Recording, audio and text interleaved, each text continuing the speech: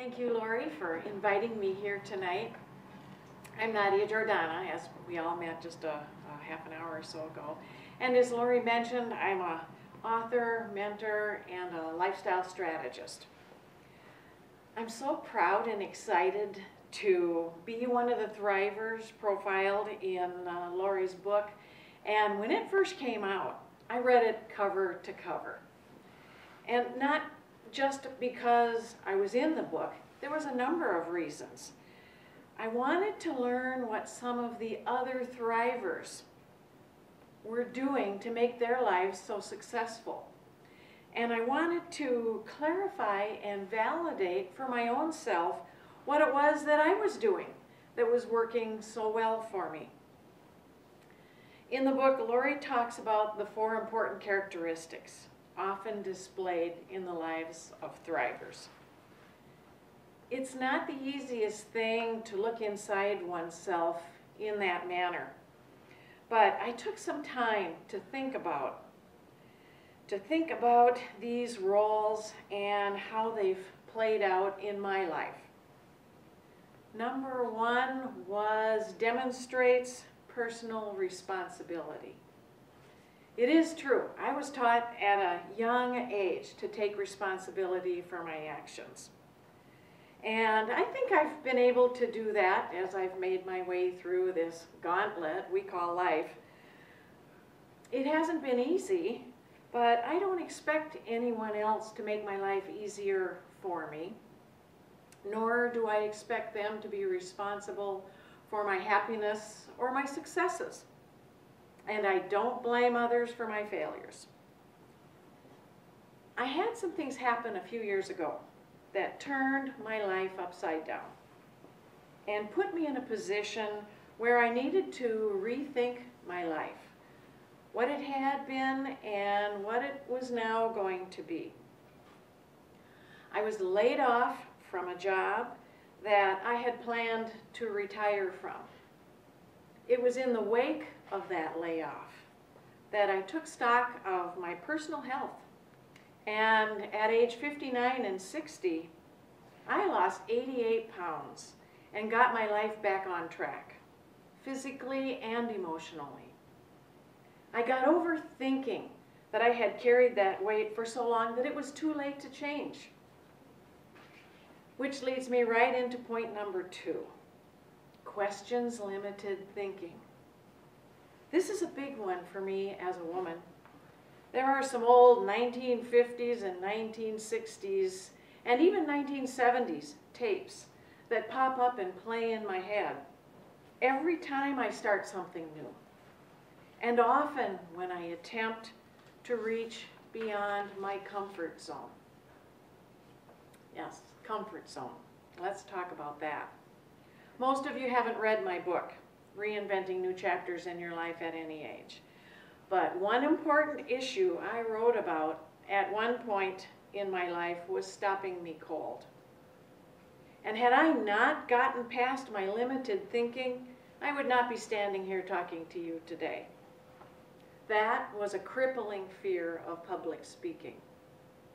It manifested itself early in my life as I discovered when, as a matter of course, I signed up for a high school speech class. Everybody did it, everybody was doing it. It was part of what you needed to make your way through life, is to be able to speak once in a while.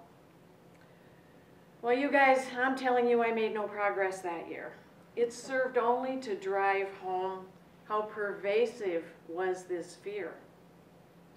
I'd previously not even known it was inside me. Oh, I knew I was shy, but this fear, this was something completely new. Now, nothing earth-shattering happened in that class to make me fearful of speaking.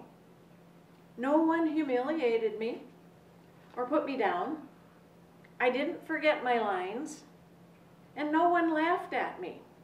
The fear was simply there, full-blown and ready to limit my life, which it did for decades after that. In recent years, once I was ready, yes, I began to question my limited thinking. Why can't I speak? What exactly am I afraid of that could happen beyond forgetting perhaps part of what I want to say? And for right now, that's really the only piece that's left that I'm working on. So yes, I use notes. Whatever I need to make this as enjoyable for you as it is for me. And it is enjoyable. I'm having fun with this. Which takes me to point number 3. Cultivates a mindful, proactive approach. I think I do this in all areas of my life. I think the idea of being proactive with regard to health is probably the one thing I do most consistently these days. Now, that wasn't always true of me. There was the time in my life when I wasn't taking good care of myself and my health, and I had become seriously overweight, as I mentioned a moment ago. This was when the mindful approach came into play, after it was triggered by taking personal responsibility and questioning my limited thinking. They all worked together as I executed my plan for getting and staying healthy as I grew older. It's fascinating to me to see how there is so much overlap in these characteristics and how well they work with each other. Maybe this is a good spot to point out that you don't have to be a lifelong high achiever to be a thriver in your later years. I believe that it is never too late to cultivate these characteristics in yourself and thrive. I'm a perfect example of just such a late bloomer. Number 4, creates a passion-centered life. I don't know where to start with this one. There's so much. What is a passion-centered life for me? I can tell you that I am genuinely so interested in so many different things that sometimes I don't know what to focus on first. Having an interest in a variety of things can be cultivated if it doesn't come naturally to you.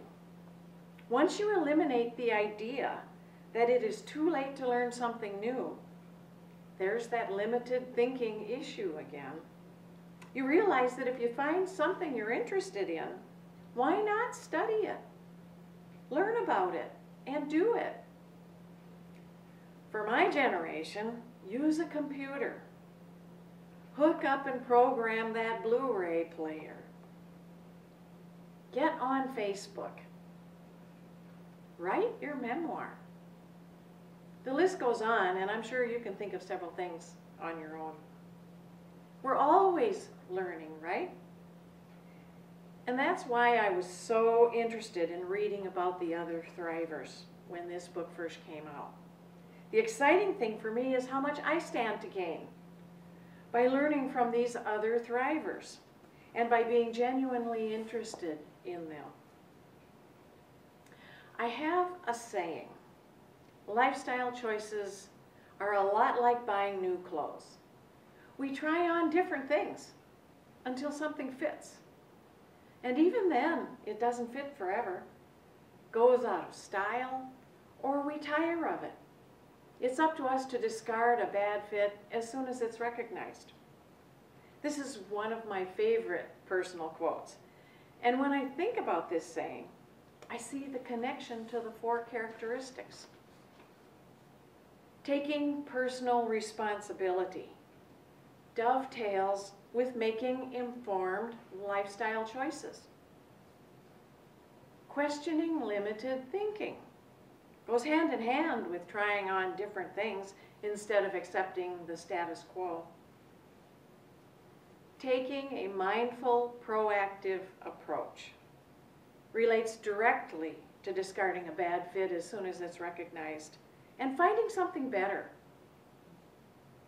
Living a passion-centered life is symbolized by buying new clothes and trying new things instead of being content with the old. Some of the things I write about and talk about regularly also fit right into these 4 points. I write about reshaping a healthier body and attitude, and realigning personal relationships that are out of sync. This is taking personal responsibility. I write about redirecting thought patterns toward the possibilities in your life. This is questioning limited thinking. I write about rediscovering the magic in your life. This is living a passion-centered life. I write about removing lingering regrets and creating new chapters in your life. This is cultivating a mindful approach. It's been an eye-opener for me to see how all this works together, and it has helped me to be even more excited about what lies ahead. We can all be excited about what lies ahead if we incorporate these characteristics into our own lives. Thank you for listening to me today, and I encourage you to think of your life as if it were a book, and ask yourself, what chapters are yet to be written?